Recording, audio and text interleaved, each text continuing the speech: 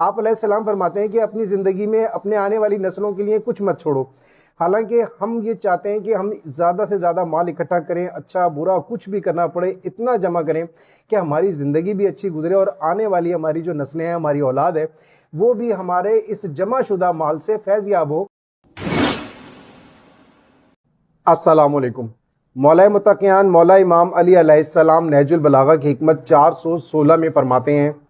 مولا علی علیہ السلام اپنے فرزند حسن علیہ السلام سے فرماتے ہیں، اے فرزند، دنیا کی کوئی چیز اپنے پیچھے نہ چھوڑو، اس لیے کہ تم دو میں سے ایک کے لیے چھوڑو گے۔ ایک وہ جو اس مال کو خدا کی اطاعت میں صرف کرے گا، تو جو مال تمہارے لیے بدبختی کا سبب بنا وہ اس کے لیے راحت و آرام کا باعث ہوگا، یا وہ ہوگا جو اسے خدا کی معصیت میں صرف کرے تو وہ تمہارے جمع کردہ مال کی وجہ سے بدبخت ہوگا، اور اس صورت میں تم خدا کی معصیت میں اس کے معین و مددگار ہوگے۔ اور ان دونوں میں سے ایک شخص بھی ایسا نہیں کہ اسے اپنے نفس پر ترجیح دو۔ ایک اور جگہ یہ کلام ایک دوسری صورت میں بھی روایت کیا گیا ہے۔ آپ علیہ السلام فرماتے ہیں، جو مال تمہارے ہاتھ میں ہے تم سے پہلے اس کے مالک دوسرے تھے، اور یہ تمہارے بعد دوسروں کی طرف پلٹ جائے گا، اور تم دو میں سے ایک کے لیے جمع کرنے والے ہو۔ ایک وہ جو تمہارے جمع کیے ہوئے مال کو خدا کی اطاعت میں صرف کرے گا، تو جو مال تمہارے لیے بدبختی کا سبب ہوا وہ اس کے لیے سعادت و نیک بختی کا سبب ہوگا، یا وہ جو اس مال سے اللہ کی معصیت کرے تو جو تم نے اس کے لیے جمع کیا وہ تمہارے لیے بدبختی کا سبب ہوگا۔ اور ان دونوں میں سے ایک بھی اس قابل نہیں کہ اسے اپنے نفس پر ترجیح دو اور ان کی وجہ سے اپنی پشت کو گراں بار کرو۔ جو گزر گیا اس کے لیے اللہ کی رحمت، اور جو باقی رہ گیا ہے اس کے لیے رزق الہی کے امیدوار رہو۔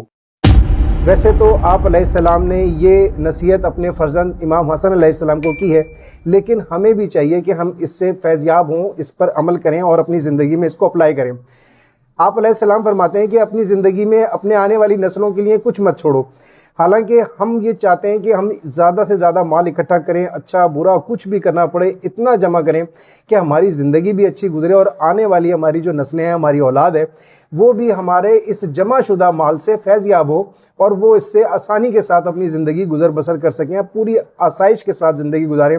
اس کے لیے ہم ہر طرح سے پیسے کو اکٹھا کرتے ہیں، مال اسباب جو بناتے ہیں، طاقت بناتے ہیں، اختیارات حاصل کرنے کی کوشش کرتے ہیں، اور چاہتے ہیں کہ اپنے بعد اپنی اولاد کو وہ اختیارات بھی دے دیں، وہ عہدے بھی کسی طرح سے دے دیں، وہ مقام بھی دے دیں، وہ مال اور اسباب ان کو دیں تاکہ ان کی زندگی بھی اچھی سے اچھی گزرے۔ آپ علیہ السلام فرماتے ہیں کہ ایسا کچھ مت کرو، ان کے لیے ایسا کچھ مت چھوڑو۔ آپ فرماتے ہیں کہ ہوگا کیا کہ ان کے لیے جب تم کمانے لگو گے تو ظاہر ہے کہ تم پھر اچھا اور برا سب جمع کرنے لگو گے، نہ یہ دیکھو گے حلال ہے، نہ دیکھو گے حرام ہے، نہ دیکھو گے جائز ہے، نہ دیکھو گے ناجائز ہے۔ اگر تم ایسا سب کچھ اکٹھا کرتے ہو اور سمجھتے ہو کہ تمہاری اپنی زندگی بھی اچھی گزرے گی اور آنے والی نسلیں بھی اس سے فیض یاب ہوں گی اور اچھی زندگی گزاریں گی،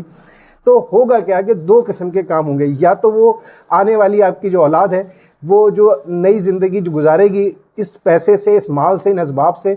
اس دیے ہوئے مقام سے، یقیناً یا تو بہت اچھی زندگی گزارے گی، نیک زندگی گزارے گی، یا پھر بہت بری اور گناہوں کی زندگی گزارے گی۔ آپ علیہ السلام فرماتے ہیں اگر اچھی زندگی گزارتی ہے تو ظاہر ہے وہ اس کا پھل پائے گی اور اس کا ثمر پائے گی، لیکن اگر تم نے یہ مال جمع کرنے میں ناجائز طریقے یا کوئی غلط طریقے اختیار کیے ہوں گے تو اس کی سزا تم پاؤ گے، اور وہ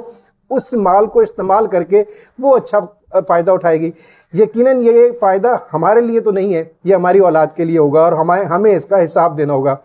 اس کے بعد آپ علیہ السلام فرماتے ہیں کہ یا پھر ایسی اولاد ہوگی کہ جو اللہ کی معصیت میں، اس کی نافرمانی میں اس مال کو خرچے گی، وہ اس مال سے، اس اسباب سے غلط کام کرے گی۔ اس کا نقصان یہ ہوگا کہ وہ برے کام کرے گی، گناہ گار ہوگی، اور اس کے گناہ گار ہونے کا سبب ہم بنیں گے، کیونکہ وہ ہم نے مال مہیا کیا تھا، ہم نے اس کو وہ سہولتیں دی تھی، ہم نے اس کے لیے وہ آسائشیں پیدا کی تھی جس کی وجہ سے وہ نافرمان اور گناہ گار ہوا۔ اس طرح سے دونوں طرح سے یہ معاملات ہمارے لیے اچھے نہیں ہیں، برے ہیں۔ ہمیں اپنی سوچ میں سوچنا چاہیے، دیکھنا چاہیے، اور ہمیں اپنی اولاد کو ایک اچھی تعلیم اور تربیت ضرور دینی چاہیے، اس کو اچھا علم دینا چاہیے، اسے نیکیاں سکھانی چاہیے، نہ کہ اس کے لیے مال اور اسباب جمع کرنے کی کوشش کرنی چاہیے۔ تاکہ اگر وہ اچھا کرے تو بھی اچھی بات ہے، لیکن ہمارے برے کرنے سے ہمیں جواب دہ ہونا ہے، اور لیکن اگر اس نے برا کیا تو وہ ہمارے لیے بھی برائی کا سبب ہے کہ اس میں ہم نے اس کی معاونت کی، ہم اس کے لیے مددگار ثابت ہوئے اس کے لیے مال جمع کر کے۔ اللہ تعالی ہمیں توفیق دے کہ ہم مولا کے ان فرامین کو سمجھ سکیں، اس پر ہم عمل کر سکیں اور اپنی اولاد کو ایک اچھی تعلیم، اچھی تربیت اور نیکی کی راہ دکھا سکیں اور اس میں کامیابی بھی حاصل کر سکیں۔ پروردگار عالم ہماری مدد فرما، ہمیں نیک راہ پر چلنے کی توفیق عطا فرما، ہمیں وہ راہ اپنانے کی توفیق عطا فرما جو مولا متقیان مولا امام علی علیہ السلام ہمیں دکھا رہے ہیں، ہمیں اس راہ کو سمجھنے کی توفیق عطا فرما، اپنی اولاد کی اسی طرح سے پرورش کرنے کی توفیق عطا فرما اور ہماری اولاد کو بھی اسی راستے پر چلتے ہوئے اچھے کام کرنے کی، نیک کام کرنے کی اور اللہ کی نافرمانی سے بچنے کی توفیق عطا فرما۔ پروردگار عالم ہماری تمام کوتاہیوں سے ہمیں معاف فرما۔ ربنا تقبل منا انک انت السمیع العلیم برحمتک یا ارحم الراحمین۔ شکریہ۔